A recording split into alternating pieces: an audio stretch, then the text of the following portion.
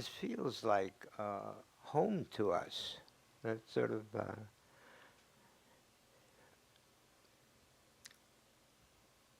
I'm not sure how many years. I can't remember years anymore. We've been coming a long time. But I first met Swamiji actually in Canada, and then later here. We've been coming here a long time. But for many reasons, it's for us it's very, you may not know the word, hamisha, homey. So good evening, everyone. Actually, I think our first time here was 1999. She knows dates.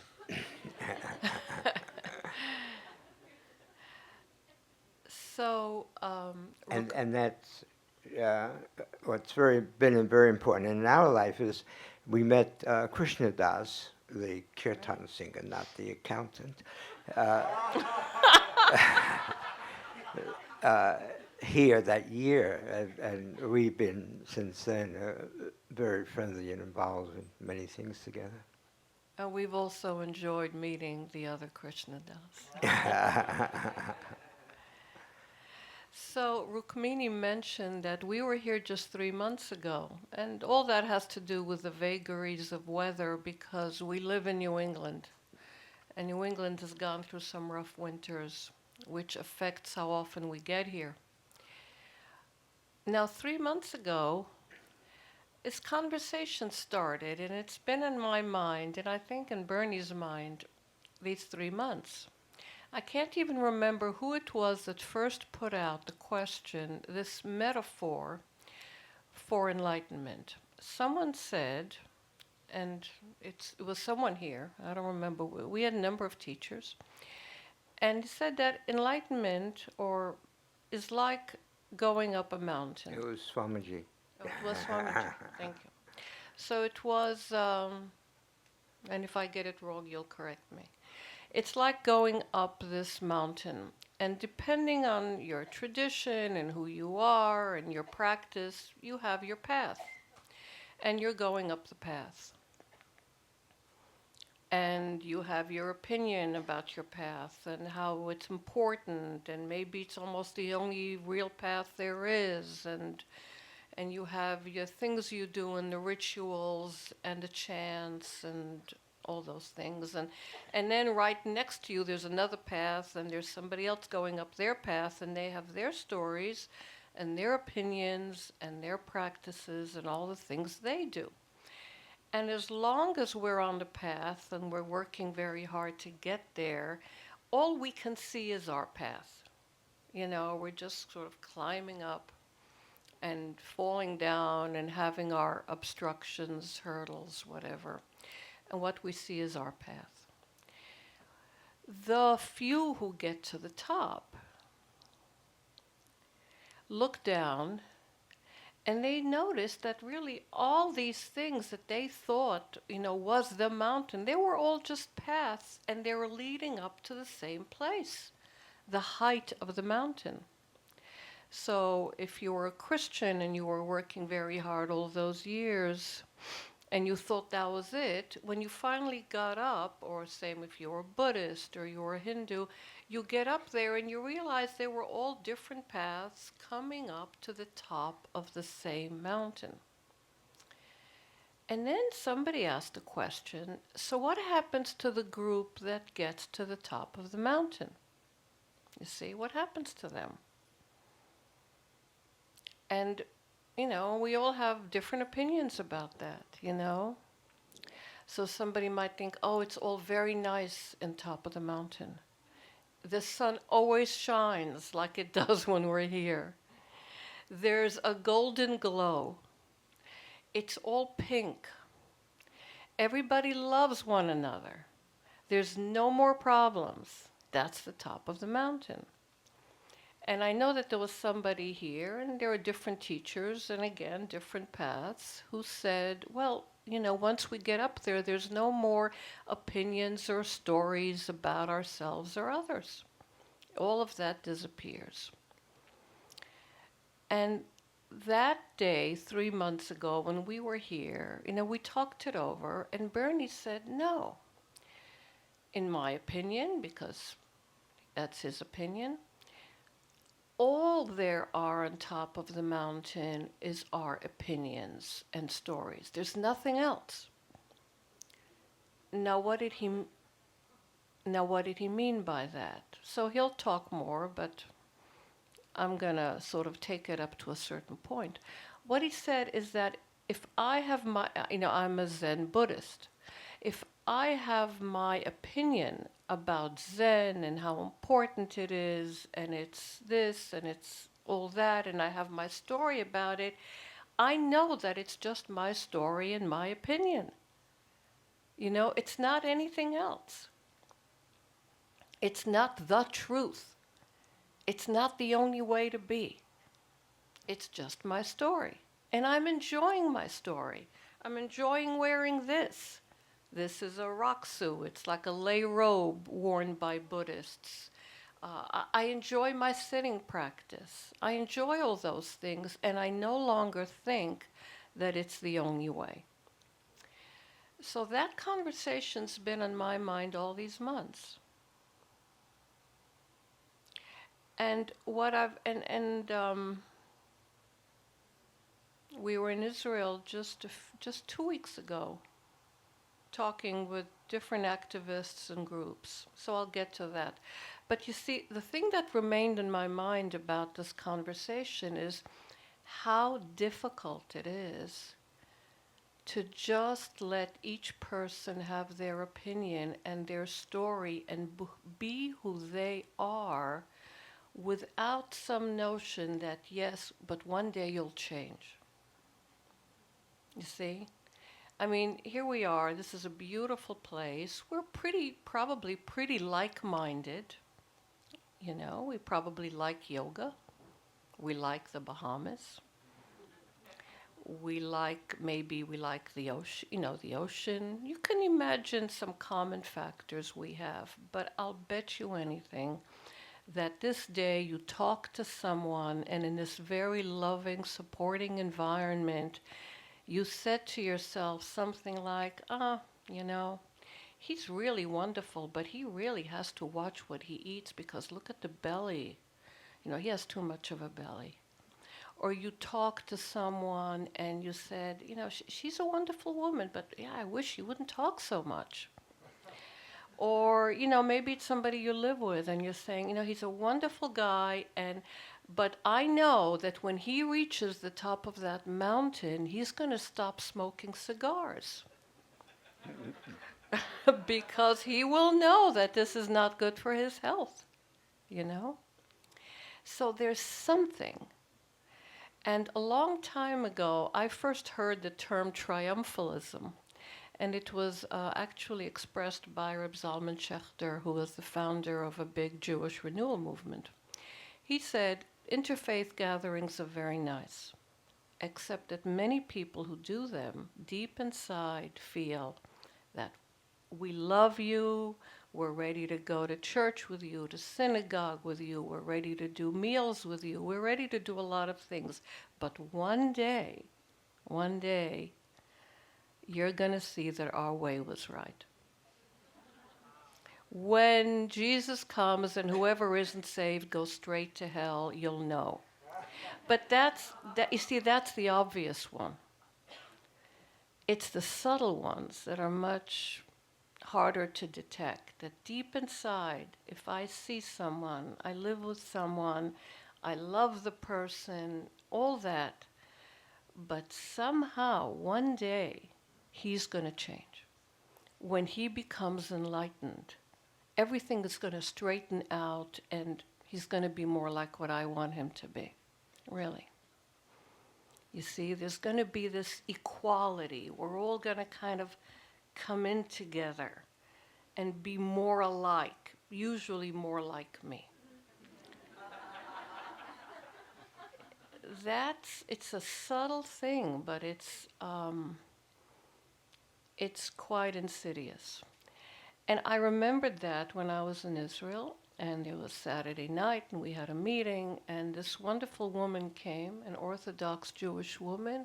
It was a meeting of activists, and she was the widow of a man called Rabbi Menachem Fruman, who we had met, and who was an extraordinary rabbi who lived in West Bank and forged tremendous connections with Palestinians, and especially with Islamic leaders. There's many stories about him. And he felt that all these different negotiations being done were not that important because the earth doesn't belong to anyone but to God. And there's a lot that we can say about him. He died just a year or two ago, fairly young man in his 60s. So his wife continues his work, and she came. And at some point, we asked her how she felt about this, and she said, I feel really good about it. And she said, I'll tell you why. It's all about peace. So, earlier, just now, we chanted, peace, peace, peace. She said, there's human peace. And that's the peace that human beings make. And who do we make peace with? Mostly we make peace with people we like. We make peace with people we approve of, people who are like us, share our values. Those are the people, and that's human peace, she said. And then she said, but my husband used to say that peace for the sake of God, L'Shem Shamayim, in the name of heaven, peace in the name of heaven is made with all the people who we don't like and we don't agree with and we can't even stand, and sometimes we can't bear to talk to them, we can't have them in the same room. All those people, when we can be with them in peace, that's peace in the name of heaven. And she said, this group, and there were many different people there, that reminds me of peace in the name of heaven. So that's how this conversation continues. You see, what happens on the top of the hill? Who are we at peace with at that point? And do they change? Or are they exactly the same people that we see day by day? What happens on top of that hill? So, Bernie, I thought this was a good way to start. Wow. And so there's different questions that come to mind that kind of, like, what does it mean to make peace on this basis? Does it mean that you just accept everybody as they are, and then why do anything? And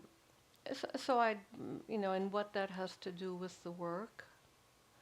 And also, we really invite you to ask questions. So maybe at some point, I think what we did last time we were here is we had people come forward and, there is a mic out here. And so if you have questions that you'd like to ask, at some point come forward. There's a couple of seats there, and at some point just talk into the mic so that we could all hear your question and all have the benefit of it.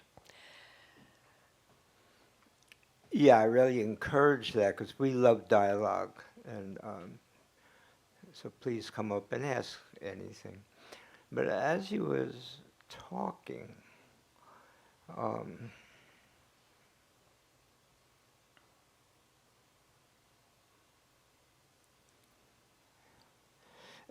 there's a new, and just to say a little bit more about what Eve just said, there's a new initiative that may be happening in Israel, and I want to speak with Swamiji about it. And it goes back to old days of gathering a group of people that are leaders in their own right, but very different leaders.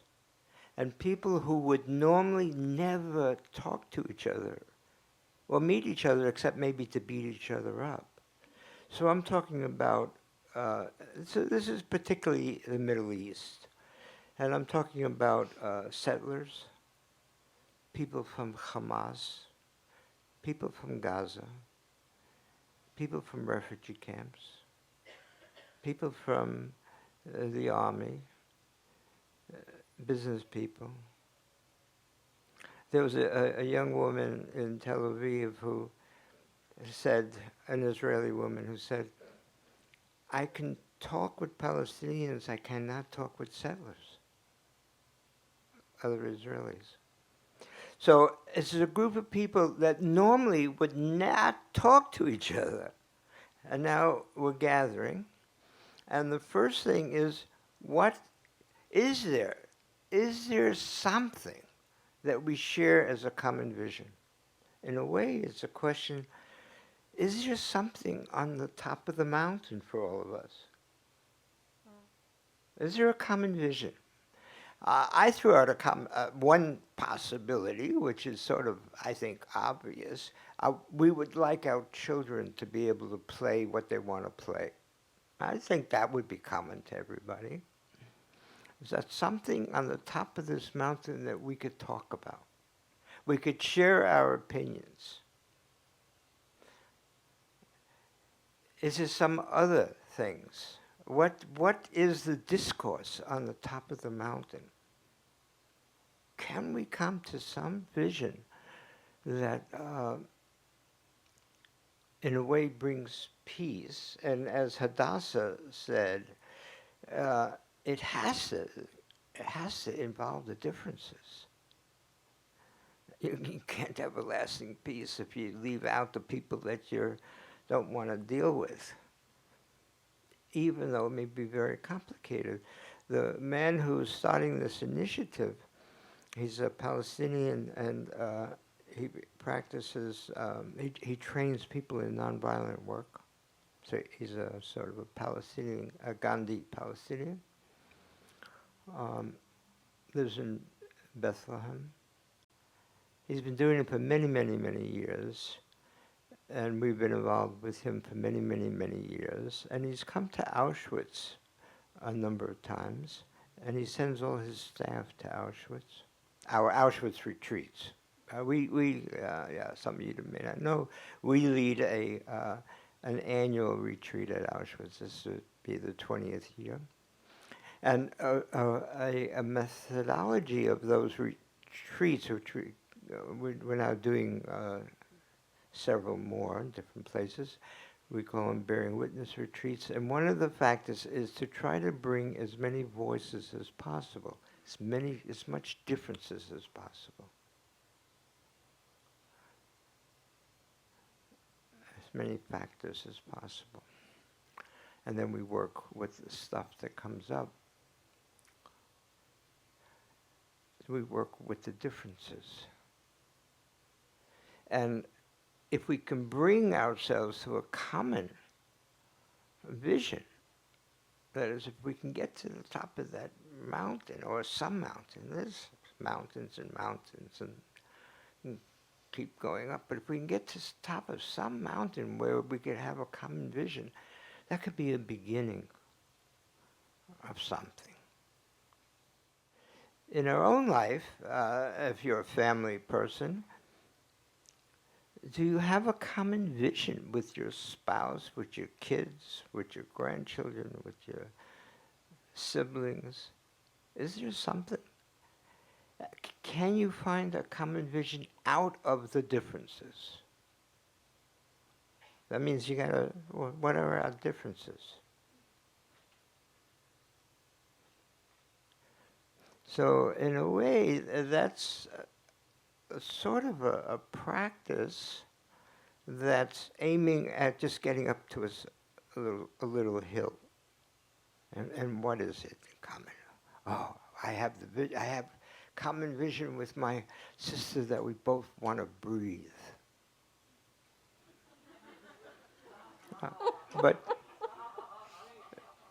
But how? How to breathe? It's in the Hasidic tradition. Well, you guys work on breathing as a practice. In Zen, we It's extremely important. Working on breathing is a practice. In the Hasidic tradition, there are different words for breathing. Breathing could be the ruach, the wind of God. That's a breath. The soul, that's a breath. The container of breath. So there's different kinds of breathing. What kind of vision do we have of breathing, and can we share these opinions? If we're at the top of the mountain, the key thing to me, as a way of recognizing that you're at such a place, is that you can share opinions with somebody without saying, no, no, no, you're wrong. That's not, opinions can't be wrong, see? Opinions are, in my opinion, opinions is the language of non-duality. And that's an opinion that I just formed about 3 years ago. So for 60 years I've been practicing. And for me, non-duality was something you couldn't express. But finally I felt, wow. Realizing that whatever I say and that whatever I hear are opinions brings me into the state of non-duality. And in our practice in Zen Peacemakers, that's an extremely important place of having people experience that state. And we've created all kinds of techniques and whatever.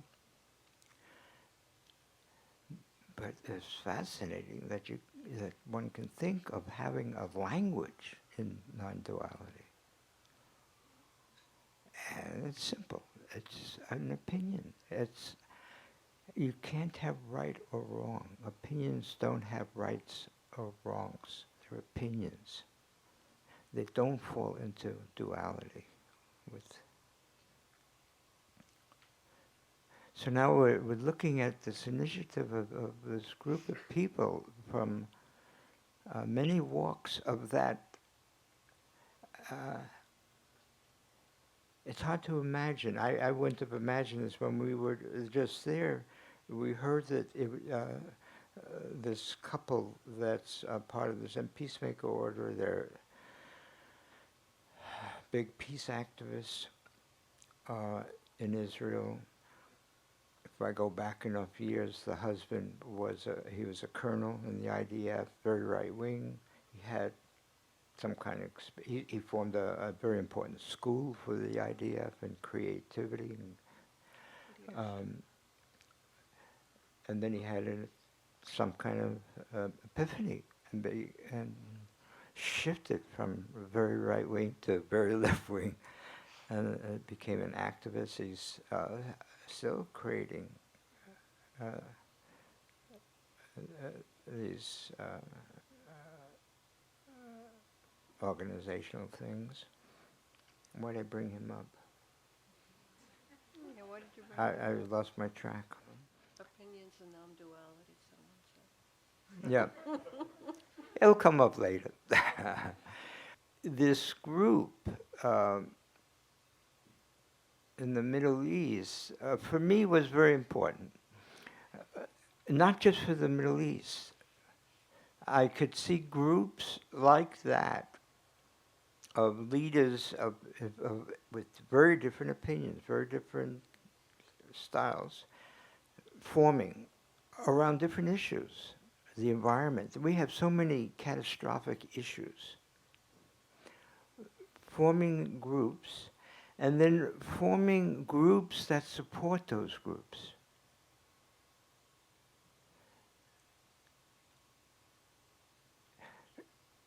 We have a lot of, I know a lot of wonderful, wonderful people.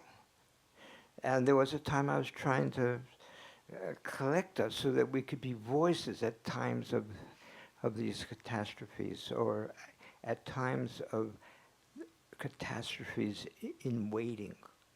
And you could think of so many catastrophes in waiting. And can we leverage our different voices, our different opinions into something that could make changes, that could create a life that matters? That's, I think we can. What do you say about that, Tootsie? Oh, Tootsie. I have to explain what that is. See, that's more differences.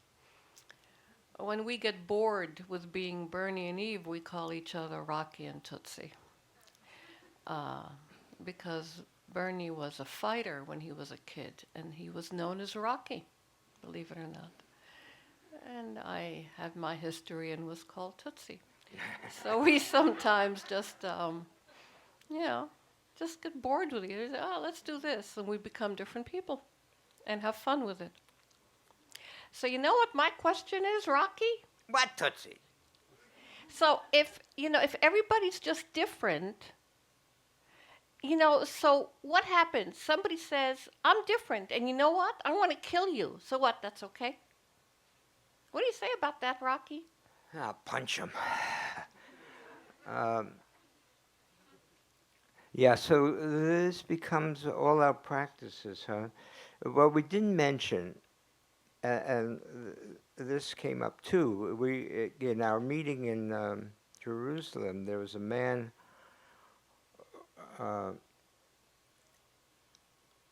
Aryeh. You remember his last name? No. No. And what does he do? Avner, no, not Arya. Avner. He is organization. He's an organizational consultant. So he threw out this question to us. He said, what do you mean by peace? And so I gave him, because we call ourselves Zen Peacemakers, I gave him the history of how we came to the word, which is a little, if you know Hebrew, it's easier. But I'm going to explain it anyway. Because when we use the word peace, we have a certain connotation, right? Where everything's okay or something like that. And in fact, in Israel, people say hello to each other. They say shalom, but shalom means peace. Shalom, shalom. Palestinians say salam, salam. That's peace, peace. We were doing work in Israel, and eventually we became sort of unwanted people because in our name was peace. And many organizations in Israel that have the word peace in them are looked down at now. It's pieces, except for saying hello to each other, it's become a dirty word, peace. But I didn't come to the word peace in that way. The root of shalom is peace, and there was in Hebrew, each word has a three-letter root word, and I've been told that the three-letter root word of shalom is shalem. Shalem means to make whole, to reconnect. And in the Jewish mystical Hasidic tradition, there's a metaphor of where the cup that's holding the light of God, and the light of God is so intense that the cup breaks into millions and millions of pieces, of fragments. And then the role of the chassid, of the righteous person, is to bring those fragments back together, to reconnect.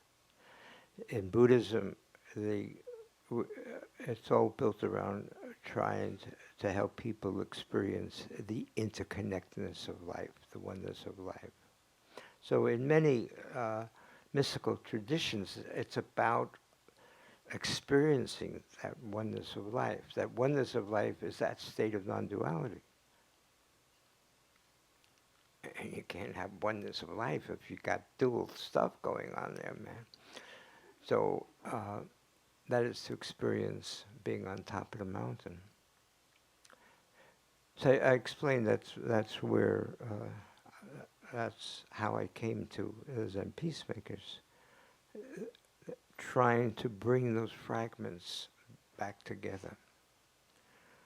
And then afterwards he came up to me and said, I want to be part of this because that's what I see it. I don't think peace will work, but trying to get all the fragments together, that can work. And that room was full of so many fragments. You know, Bernie, what this reminds me of too is when we went to Indian country. So, you know, we were in Israel a few weeks ago, but in late January, we were in South Dakota planning this big Native American retreat in August. So we met with a few elders, and that's not easy because they're very distrustful of white people. And actually, the Lakota, that's, you know, this is the reservation, the big Pine Ridge Reservation, right next to the Black Hills. And they have good reason to have no faith in the white people, given how many times we violated our own promises, our own treaties. And to be on that reservation and to see the enormous percentage of poverty. Till I was there, I didn't know that in the United States there's a place where the mortality rate for men is 48. I didn't know that existed on the continental United States. I'd never seen a poverty like that. And we've lived in urban ghettos, but I've never seen anything like that. No hospitals, no doctors, just this empty land and trailers and so there's stories, but the thing that I connect with what Bernie was just saying is that we met, you know, with a few elders, including what's his title? He's not a shaman. What's Virgil Kilstraight's title? Do you remember? He's the head holy man of the Oglala tribe, which is the tribe of the Lakota on the Pine Ridge Reservation. And he was very ornery and kind of unpleasant and argumentative and basically, I don't know what it was that somebody said, and he just turned on him and said, you know, don't fix us. Don't fix us. So what was implied in there is that, yes, I know we're dreadfully poor. And yes, alcoholism is rampant. And yes, there's tremendous drugs. And tremendous suicides, especially by young people. And tremendous incidents of domestic violence. And yes, we lost our sacred grounds, the Black Hills, which are right there. And where once people went to do vision quests and to get medicines and to bury the dead, people now go to play in casinos because that's what was built up there. Casinos and Western-type clothing stores and big motorcycle rallies. And yes, that's what happened in our Black Hills. But don't fix us. Don't come to us and say, oh, we've got something for you to change you. We don't need to be fixed. And, you know, we had to talk all that out, and at the end, he actually invited us that evening to take part in the sweat lodge of his own family property. But none of this would have happened without this wonderful man who's our friend and part of the order, Genro Gaunt. And what Genro Gaunt did is he's this very, very white man. I mean, you can't imagine someone whiter than Grover Cleveland Gaunt III. Hollywood. Really. I mean, you know, tall, white, almost pink skin, blue eyes. You know, he used to be blonde before he turned gray. And in 1999, he had the idea that he wanted to bring one of the Lakota people to our Auschwitz retreat. And after talking, they actually sent someone. So then he thought to himself, you know, they came to us. I'm going to go over there. I think it's the polite thing to do. So he goes over there to Pine Ridge, and he tells these wonderful stories of what happened when he went to Pine Ridge. And there's these Indian cowboys, and they look at him, and they look at this tall, very white man coming in and sitting down, and they say, "You ride, man?" And he says, "A little." "Okay, good. You're coming riding with us."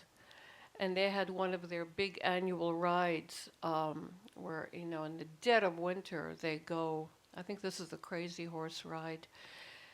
And they go in the dead of winter for like 9 days, retracing this route of what happened when people started and ending at the site of Wounded Knee, the last big massacre of Indians uh, by our government, by our military. But he started coming there twice a year. Twice a year he came, each time for 2 weeks to 2 months. And he did that so what's now? It's for since 1999. 16 years he would come to Pine Ridge. And people would say to him, "Well, what do you do there?" He says, "I don't do anything." And he says, "Well, do you bring stuff? Do you bring money?" He says, "No." "Do you bring, any teachings?" Because he's a Zen practitioner and now a Zen teacher. He says, "No." "Do you teach them how to meditate?" "No." Well, what do you bring?" He says, "I don't bring anything." "Well, what do you do?" "I don't do anything. I just hang out there and I learn and I participate in the rituals and I help, I just stay at this big trailer with my friend Tuffy Sierra and I help his wife cook dinner and, help them with their horses and help them fix the tires on their broken cars, and that's all. And then I go home, and 6 months later, I just come back. And Tuffy picks me up, and the car breaks down, and we kind of worry about the car together, and then I go home with him and hang out with him for 2 months and do all this. I don't do anything. And after 16 years of doing nothing, we are finally able to have this retreat happen in August because of this guy who did nothing, didn't come to fix anybody, didn't come to bring things. He just stayed with them. He just bore witness to them. And it is the relationships that he built with them that are really the foundation for this retreat that's coming up in August. Be about 300 people and about 150 indigenous folks. So And Bernie, it will be a tremendous experiment in not knowing. We will be on Indian time. We will have certain schedules. You have a fixed schedule here. There, the schedule will be, we will have a schedule, but there is no chance that any of that schedule will happen. We will, things will happen as they happen. That's the Indian way. If it's supposed to happen, then it should happen. And if it's not supposed to happen, even if you schedule it, it won't happen. So we'll have multiple things happening at the same time. One thing for sure, there'll be so many differences there. I mean, there were, like I say, 150 Native Americans, not all Lakota. There will be indigenous folks coming from Colombia, from a tribe that just emerged. They were completely unknown to the civilization, except to themselves, until about 10 years ago. So a couple people from there will be coming. A couple of Sivananda yoga teachers will be coming. I think there'll be a couple of Aborigines from Australia coming. Many different kinds of indigenous, but majority will be Lakota, many elders. And the elders all fight with each other. They're so different. And the internationals will be from the States, from Europe, from Latin America, from all over. So it's going to be another experiment in how can all these differences share opinions? Can we come up with a common vision? And then can we expand? You know, in all these cases where I'm looking at us, can we come up with these common visions? The next question is always how to expand that common vision. Are there practices that we can do that will help us expand? So, for example, this group of 30 to 50 leaders in the Palestine-Israel area, they're going to be trying to come up with a common vision. And then they're going to do bearing witness retreats together. They'll have to break into pieces because they'll be in refugee camps, in settlements, in Arab villages, in all kinds of places. And then after those retreats, they'll come together again. And in fact, where they come together has been decided. Gush Etzion. It's a settlement where settlers and Palestinians are holding discussions, and they have a place big enough for those 30 to 50 people to meet and to share. Out of these bearing witness retreats, has anything come up that allows us to increase our common vision? So what we're talking about is practices, people that are doing different practices, and then also coming together with other people doing practices and seeing if there's some kind of shared vision. Yeah. We should open this to questions. We've been talking too long. Thank you for being here, and thank you for inviting us to ask questions. I'm only up here because I was told that there's no such thing as a stupid question. So I would like your opinion on my opinion about peace and why there is it seems to be so little peace in the world right now. I think it's because our relationship with our egos. Each and every one of us have an ego, and we are meant to have an ego. But I think the problem is that we don't have a good relationship with our egos. I think, in my opinion, we need to acknowledge our ego, respect it, and give it its place. We need to, instead of treating it as the enemy, we need to embrace our ego and say, okay, I know your place and I'm aware of you, but I'm not going to let you control me. Because if somebody's attacking me or threatening me, I feel like the part of me that wants to fight back is because the ego is taking over. But if I'm able to distance myself and say, okay, that's not me, this is me, and I can just, I don't know, let it go. And I would like there to be more education and more awareness of the ego. And I would like your opinion on whether you think that ego has anything to do with peace. Thank you. So the ego, it's a concept. It's a psychological word. I think the practice itself of non-attachment, letting go of ego, or let's say I would say letting go. What is it to letting go of all the things, my fears, my stories, my anxieties, my wishes, my desires, all those things that I get attached to, and prevent me from living fully the life I'm given moment by moment? That for me is the question. And I think that's the same question you're asking. And I think that's a very, very strong and long practice. Even for people who might have, and certainly Zen has its stories of these enlightenment experiences where suddenly somebody experiences fully the unity of life. What we also know is that even if you've had that experience, you're still going to have to work out all that stuff. that stuff doesn't just go away forever because you had an extraordinary experience here in Shivananda.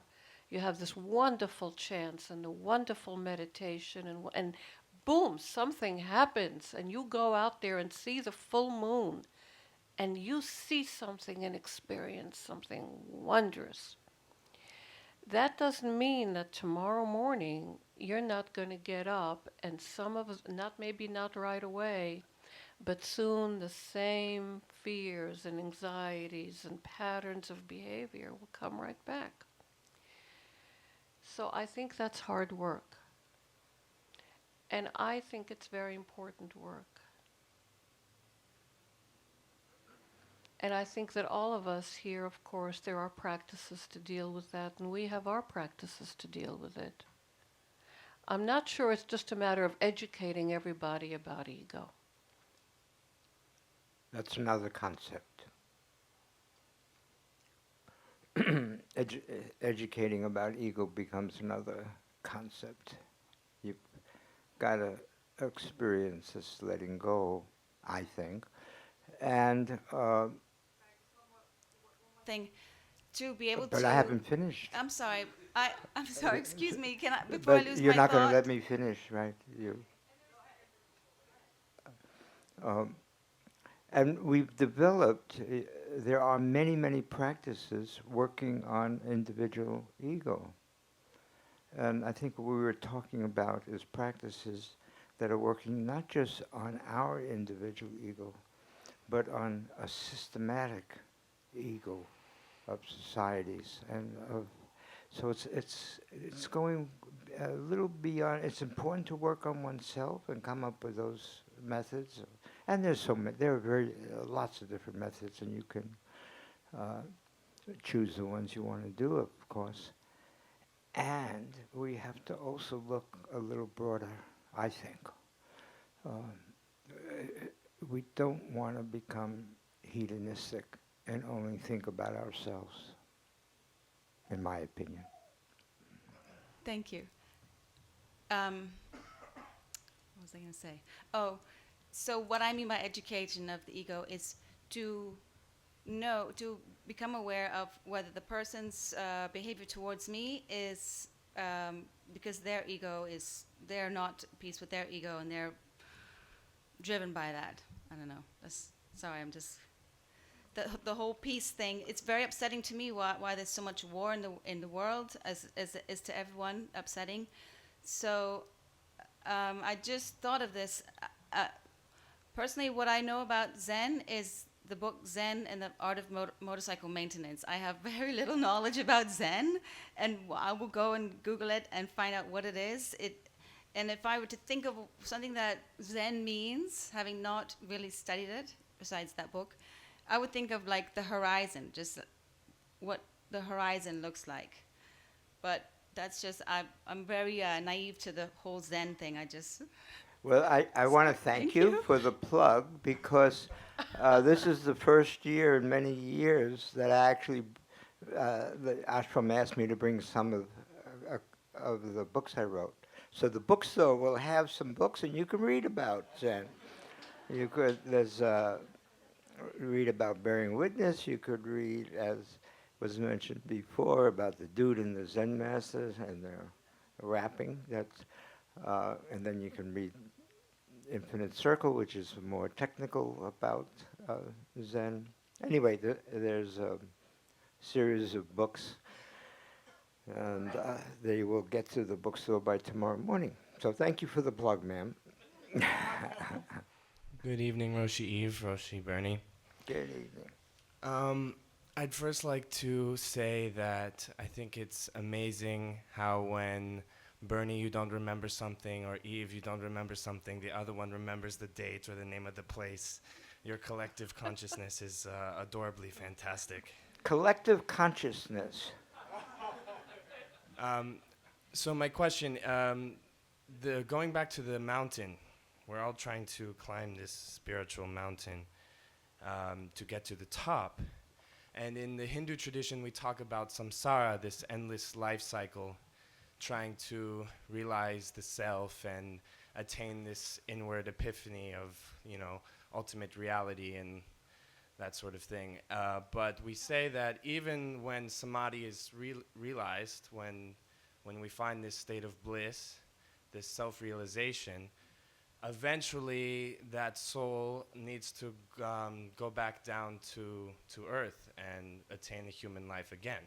So my question for you is, once you reach the top of the spiritual mountain, does one have to go back down? I'd like to leave that for tomorrow night, because that leads me into my whole opinion about reincarnation and all that kind of stuff.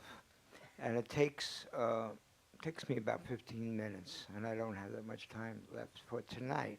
So tune in tomorrow night, and I will give you all the answers about karma and reincarnation and that whole, all that stuff.